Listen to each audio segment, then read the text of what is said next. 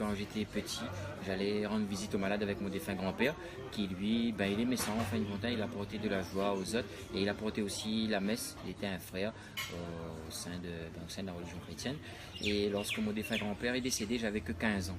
C'était une période vraiment très difficile de ma vie, 15 ans, 16 ans, période de délinquance, où Aurélien il se battait avec tout le monde, il fallait rien le dire. Et grâce à des parents formidables, avec l'aide de Dieu aussi, comme je dis tout le temps, j'ai pu remonter la pente et cette envie d'aider les autres est revenue. Et là, 16 ans, j'ai appelé toutes les associations qui existaient déjà à l'époque, puisque comment créer une association, je ne savais pas. Pour moi, je voulais faire partie d'une association. Donc c'est pour ça qu'aujourd'hui, j'aimerais aussi lancer un appel aux jeunes de dire que si vous avez des idées, des envies, que vous voulez faire les choses dans le bon sens, il faut persévérer. Et à l'âge de 18 ans, là, comme j'ai eu mon PMI, je pouvais monter, descendre. Je me suis informé et j'ai rencontré une dame qui s'appelle Karine et un monsieur Babé. Donc là, ils m'ont conseillé sur comment créer une association. Et donc, on a créé l'association Petit Cœur et depuis, l'objet s'est agrandi. Qu'est-ce qui te plaît le plus dans le travail que tu fais C'est la joie qu'on apporte aux autres. C'est de se dire que lorsqu'on aide une personne, lorsqu'on rend visite, de vous parler de personnes âgées maintenant, j'aimerais que si demain matin je suis âgé comme ça, qu'une personne vienne et qui nous apporte ce bonheur-là en fait. Et nous, ce qui nous motive, c'est le bonheur, c'est le soutien aussi. Le soutien de se dire qu'on n'est pas tout seul en fait. Qu'il n'y a pas forcément au sein de l'association, mais qu'il y a d'autres personnes qui font ça et c'est vraiment cette joie que ces personnes nous donnent. Ton grand-père, tu l'expliquais tout à l'heure, c'était un modèle pour toi. Est-ce qu'il y a d'autres personnes qui t'ont inspiré et qui sont des modèles pour toi? Il y a d'autres personnes, je vais vous parler d'une de mes tatis qui malheureusement est décédée. On l'appelait Nénène, donc c'était une jeune tati avec qui on faisait la fête, avec qui elle nous amenait danser. C'est vraiment une tati d'ambiance qui était là aussi dans les moments difficiles. On a appris du jour au lendemain, et d'ailleurs c'est pour ça que je dis la maladie, c'est quelque chose qui ne prévient pas, qui ne vous téléphone pas en vous disant je vais arriver. Et on a appris du jour au lendemain qu'elle avait un cancer. Très vite appris que c'était incurable. Et là, moi j'ai vécu ça avec elle, avec ses enfants, avec son mari. On a vécu ça ensemble avec la famille. Et je me suis dit déjà que d'avoir quelqu'un ici même à La Réunion, de vivre tout ce combat, c'est difficile. Imagine quelqu'un qui doit partir, notamment les enfants. Un enfant qui doit partir en métropole pour faire une grande opération. Si un des parents doit rester là, c'est pas possible quoi. Il faut se battre dans ce sens-là. Est-ce qu'on peut revenir un peu sur ton parcours personnel, que tu nous racontes où tu es né, où tu as grandi et puis un peu ta scolarité aussi? Oui, donc moi je suis né à Saint-Paul, comme je dis, c'est vraiment ma ville, c'est là où j'aime être, c'est Saint-Paul.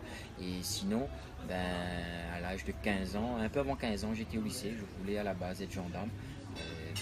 Pourquoi être gendarme? C'est quelque chose qui me plaisait, c'est un métier qui me plaisait depuis jeune. Et donc quand il a fallu choisir au collège, on nous demande de faire un choix.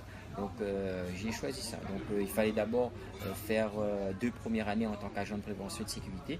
Et ensuite refaire un bac pro et continuer dans cette voie-là pour au final passer les concours et tout. Et 14 ans et demi j'étais au lycée, j'étais en avance. Mais malheureusement, suite à ce que je faisais à l'époque quand j'avais 15 ans, l'école m'a renvoyé et là c'était vraiment une période où je faisais rien, 15 ans. À l'âge de 16 ans, je me suis mis à chercher quelque chose, j'ai trouvé un apprentissage au sein d'un lycée, le lycée du Payen de Saint-Paul où je travaillais dans la cafétéria. Au sein de ce lycée, après, suite à mon expérience, j'ai fait des formations, donc j'ai pu être encadrant sur les chantiers d'insertion. Aujourd'hui, je suis médiateur d'environnement. Je ne suis pas patient, surtout lorsqu'il s'agit d'un malade par exemple. Là, quand j'appelle un service, qu'on va me demander de patienter, je vais appeler. Et c'est un défaut que j'ai, c'est que il y a des fois où j'ai pas de patience. Et d'une de mes qualités, c'est que je suis persévérant. C'est-à-dire que lorsque je commence quelque chose, j'aime bien finir.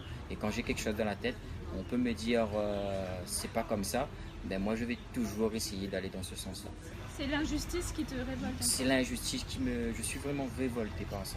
De savoir qu'il y a des gens à l'heure d'aujourd'hui qui meurent de faim, tout ça, ça me révolte en fait. Si on parle d'avenir, où tu te vois dans plusieurs années, dans 5 ans ou dans 10 ans? Moi, je me vois comme je suis à l'heure d'aujourd'hui, menant des combats, mais je vois et je souhaite qu'on soit plus solidaire, qu'on ait beaucoup plus de personnes qui aident les autres. L'association se compose de membres bénévoles. On a une secrétaire, Mélissa Palama, on a un responsable des bénévoles, Frédéric Dorla, on a un Normand, Normandin. On a une équipe derrière, parce que moi je vais vous dire honnêtement, moi je ne suis pas administratif. S'il n'y a pas une équipe administrative que me suit derrière, je ne peux rien faire. Donc c'est vraiment grâce, comme je dis tout le temps, et tout seul je ne peux rien faire. C'est grâce à un ensemble de personnes qu'on arrive à avancer. Chacun dans son domaine en fait.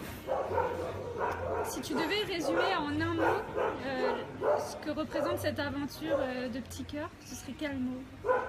Humaine, c'est une belle aventure humaine en fin de vie. Et surtout, moi je suis quelqu'un, je suis persuadé que de toute façon on n'est que de passage sur cette terre, on n'a pas le choix, qu'on le veut ou qu'on ne le veut pas, on sera demain matin amené à partir et tout ce qui restera, c'est ce qu'on aurait fait de bien en fin de vie, ce qu'on aura fait de bien sur la vie.